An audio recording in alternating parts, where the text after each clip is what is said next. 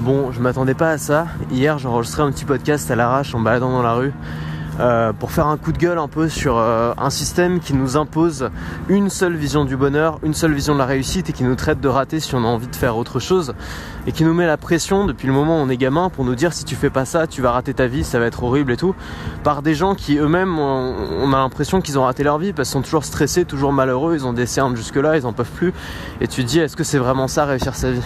Donc j'ai fait un podcast là-dessus, j'ai publié un peu à l'arrache comme ça. Et puis ce matin je me réveille et je vais sur Facebook parce que j'avais partagé le podcast sur Facebook et là je vois qu'il a été partagé 240 fois. C'est assez énorme en fait, donc ça a bien tourné et ça m'étonne pas en fait parce que c'est un sujet je pense qui nous touche, qui touche beaucoup d'entre nous et qui nous touche émotionnellement, qui nous touche au fond. Parce qu'on est tous passés par là en fait, on est tous passés par cette espèce de calvaire qui dure 20 ans ou pendant 20 ans, qui dure minimum 20 ans, ou pendant minimum 20 ans, bah on te dit si tu fais pas ça, ça va mal aller, si tu fais pas ça, ça va mal aller, on te fait avancer, pas avec la carotte mais avec le bâton, en te mettant une menace au-dessus de la tête, la menace c'est tu vas rater ta vie, tu vas être un raté, tu vas être nul, tu vas être le dernier de la société et personne ne voudra de toi. Et du coup, ça fait des enfants qui sont malheureux. Moi, j'étais pas tellement heureux, tu vois, dans ce système-là.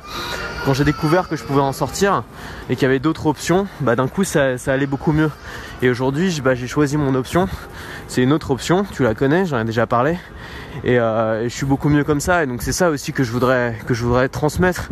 C'est pas forcément mon option qui est la meilleure, mais juste savoir qu'il y en a d'autres. Il y en a d'autres que celles qu'on t'impose un peu dès que t'es petit. Il y a pas mal de gens qui ont répondu sur Facebook, qui ont laissé des commentaires un peu partout et qui parfois étaient un petit peu, selon moi, à côté du sujet. Enfin, des gens qui disaient ouais, le problème c'est l'argent, le problème c'est la société capitaliste de consommation. C'est pas du tout ce que j'ai voulu dire. Voilà, soyons clairs. Moi, j'ai rien contre l'argent. Je pense qu'au contraire, l'argent est un formidable outil. Et je voudrais que tu me laisses quelques minutes là pour me faire le défenseur de l'argent. Parce que je pense que justement, l'argent t'apporte plus d'indépendance, l'argent t'apporte plus de liberté. Et je vais même aller un peu plus loin en disant que l'argent résout pas mal de problèmes de violence et de conflits qui pourraient exister si on n'avait pas. En fait, moi je trouve ça absurde de taper sur l'argent ou de porter un jugement moral sur l'argent, de dire l'argent est bien ou l'argent est mal.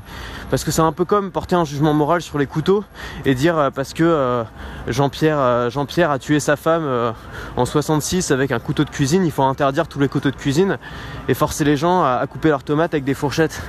Sauf que voilà, moi tu vois, je suis dans ma cuisine, j'utilise seulement mes couteaux pour couper ma salade, j'ai pas l'intention de tuer qui que ce soit, j'ai pas forcément envie qu'on me retire mes couteaux sous prétexte qu'il y a un connard qui l'a mal utilisé.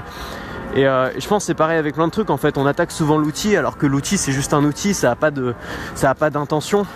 Regarde, Internet a été créé pour faciliter la communication, pas pour alimenter des réseaux terroristes ou je ne sais quoi. Aujourd'hui, on veut brider Internet, on va ajouter des restrictions, on veut augmenter toujours plus la sécurité en brisant les libertés des gens. C'est pas une solution parce qu'on met une muselière sur l'outil alors qu'il faudrait mettre une muselière sur les gens qui l'utilisent mal. L'outil en soi, il y est pour rien. Et de la même façon, l'argent, ça n'a pas été créé pour ça n'a pas été créé pour tout ce qu'on lui reproche aujourd'hui. L'argent, ça a été créé pour simplifier, encore une fois, pour simplifier les échanges. Pour faire en sorte que si moi je veux acheter une maison, j'ai pas besoin de me procurer 45 vaches pour les échanger contre ma maison. Et aujourd'hui, je suis bien content de pouvoir acheter mon iPhone sans l'avoir à échanger 3 bœufs et 5 poules pour l'avoir, tu vois. Et je pense que dire l'argent c'est mal, mais c'est comme dire les couteaux c'est mal, il faut supprimer tous les couteaux du monde. Ou alors Internet c'est mal, il faut supprimer Internet. Ou alors les voitures c'est mal parce qu'il y a des accidents de voitures, du coup il faut supprimer les voitures et il faut se balader à dos de chameau. Tu vois, ça n'a pas vraiment de sens. Donc on peut reprocher 50 000 trucs à la mauvaise utilisation de l'argent ou à ce que les gens font de leur argent. Mais ce qu'on reproche vraiment, c'est plutôt les gens qui l'utilisent d'une façon qui nous déplaise. C'est pas l'argent en soi. L'argent en soi, c'est juste un simplificateur. Quelque chose qui facilite les échanges. Et je pense que l'échange est tellement au cœur de notre identité qu'il faut pas aller contre. Je veux dire, il n'y a rien de plus naturel. Il n'y a rien de plus naturel que les échanges. Tu mets des enfants dans une cour de récré et la première chose qu'ils font, c'est qu'ils vont trouver des trucs à échanger. Moi, je me souviens quand j'étais gamin, je devais avoir 7-8 ans, on était à la cour de récré, j'avais découvert qu'il y avait un bâtiment qui s'effritait un peu et qui faisait des pierres, tu vois, j'appelais ça la pierre de craie. Et avec mes potes, on s'était fait un petit stock de pierres de craie, on les échangeait contre je sais plus quoi, contre des stickers, je crois, contre des petits autocollants. Personne nous avait dit que c'était comme ça que ça marchait une société, simplement on l'a deviné, parce que c'est intuitif, parce que c'est dans notre gène. Qu'est-ce qu'ils font les enfants? Bah à mon époque ils échangeaient des cartes Pokémon, à mon époque on échangeait des je sais plus comment ça s'appelle, espèce de post-it d'idoles là. Je sais pas ce qu'ils échangent aujourd'hui. On a échangé des billes, on a échangé des pogs, on a échangé des tas de trucs, des hand spinners peut-être. Alors je suis plus dans les cours de récré aujourd'hui, donc je sais pas ce qu'ils s'échangent, mais je suis sûr qu'ils s'échangent encore des trucs. Si t'as un petit frère, une petite sœur qui est à l'école, bah demande-lui qu'est-ce qu'elle échange. Je suis sûr qu'elle échange des trucs, parce que on a besoin de le faire. Et tu peux empêcher les gens d'échanger, ils trouveront toujours quelque chose à échanger. Dans les prisons, il y a un commerce énorme qui s'est créé parce que les mecs ils ont besoin d'échanger, parce que c'est tellement profondément ancré dans la nature humaine que même si tu mets un dictateur qui interdit tous les échanges et t'instaures un régime autoritaire où on n'a plus rien le droit d'échanger, il va y avoir forcément un marché noir qui va se créer, il va y avoir forcément des échanges qui vont se faire, parce que c'est le propre de l'homme, c'est l'échange, c'est tout. L'homme c'est un animal social, il a besoin d'échanger. Et les échanges c'est aussi ce qui permet de garantir la paix. Tu vois, si on veut avoir des minerais dans un pays, au lieu de l'envahir avec l'armée pour tout prendre de force, on va donner de l'argent, puis en échange on va les avoir. Tu vois, donc ça permet quand même d'éliminer, enfin pas toutes, mais évidemment c'est pas parfait, hein, mais de limiter pas mal de guerres, de limiter pas mal de conflits, et c'est quelque chose qu'on peut pas nier. Alors je sais que ça paraît un peu difficile à entendre quand on passe sa journée entouré, qu'on passe sa journée à écouter les médias, à écouter tous les gens qui sont négatifs, mais il n'y a jamais eu aussi peu de violence dans le monde. C'est pas moi qui le dis, c'est les chiffres. Il suffit de regarder un petit peu, il y a des organismes qui comptabilisent ça, il y a des statistiques.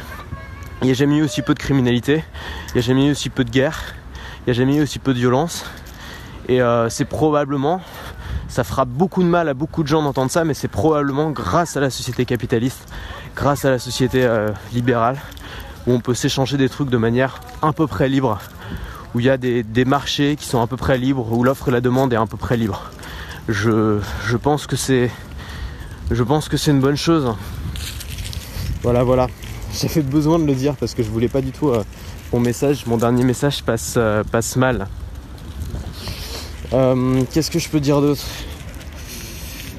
Ouais, je pense que ça peut être intéressant d'essayer de vivre sans argent. Je suis le premier à dire que ça peut être intéressant. Je pense pas que l'argent soit une nécessité. Et le message aussi que j'ai voulu faire passer dans mon podcast d'hier, c'était que on n'a pas besoin d'avoir beaucoup d'argent pour être quelqu'un de bien, pour être quelqu'un de respectable, pour être quelqu'un qui a de la valeur, tu vois. C'est juste un truc, c'est un truc qui apporte pas mal de bonheur dans la vie, qui peut aussi apporter du malheur, hein. L'argent arrive toujours avec des problèmes, mais c'est un truc sympa. Et ça peut être cool aussi d'essayer de faire des expériences, de vivre sans argent. Alors évidemment tout le monde n'a pas le choix, hein, mais le faire par choix ça peut être intéressant. Maintenant si ça consiste à vivre avec l'argent des autres, c'est pas vivre sans argent, c'est juste être un profiteur, tu vois. Si tu décides je vais vivre sans argent et du coup je vais dormir sur le canapé de mes potes et je vais demander des aides à l'État, ça s'appelle pas vivre sans argent, ça s'appelle vivre avec l'argent des autres, c'est pas pareil. Mais après essayer de vivre vraiment sans argent, c'est-à-dire en étant autosuffisant, je sais pas, dans une petite ferme, en vivant, voilà. Alors au départ il faudra sûrement un peu d'argent pour construire tout ça, mais si on y arrive ça peut être vraiment un super projet. Ça c'est un truc moi qui pourrait vachement m'enthousiasmer. Même si bon, j'aurais beaucoup de mal à le faire, tu vois. Pour l'instant, moi, je me vois pas me passer de mon iPhone, quoi. Ensuite, moi, je pense que au lieu de s'attaquer, je pense que c'est une erreur de s'attaquer à l'argent, parce que on n'incite pas les gens à en gagner, on n'incite pas les gens à s'en sortir, on n'incite pas les gens à avoir des résultats en leur disant ces résultats sont mauvais. Je pense que il faut aider les gens à en gagner au lieu d'empêcher ceux qui en gagnent d'en gagner. Moi, c'est vraiment ma philosophie avec ça.